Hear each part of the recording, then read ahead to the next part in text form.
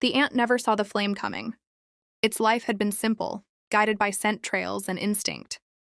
It marched because it had to, carried because it must. Its world was dark tunnels and the shifting weight of soil. It did not ask why. It did not need to. Then the fire came. It began as a whisper, a crackling murmur in the dry grass above.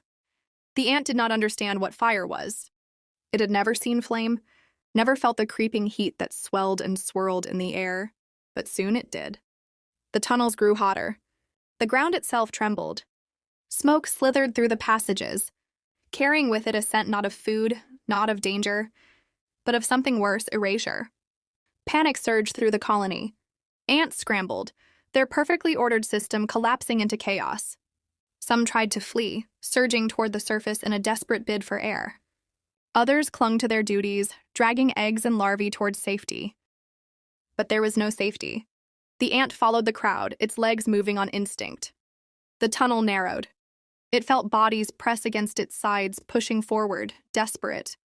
The heat intensified. The ground was no longer just soil, it was embers, tiny burning coals scattered beneath frantic feet. Then came the light. The ant reached the surface and the world was ablaze. The towering grass, once a jungle of green, was now a wall of flame. The sky was choked with smoke. Shadows danced, flickering and cruel. An ember fell.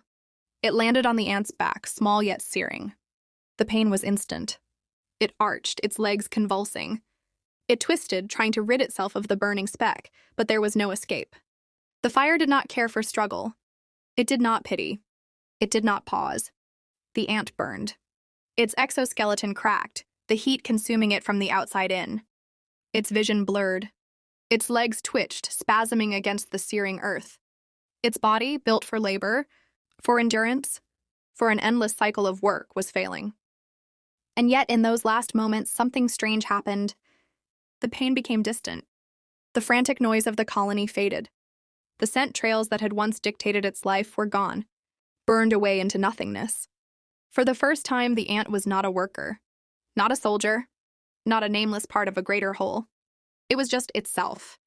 And as the fire lifted it into the air, turning what remained to ash, it felt something it had never known. Freedom. And then it was gone. Please like, share, and subscribe.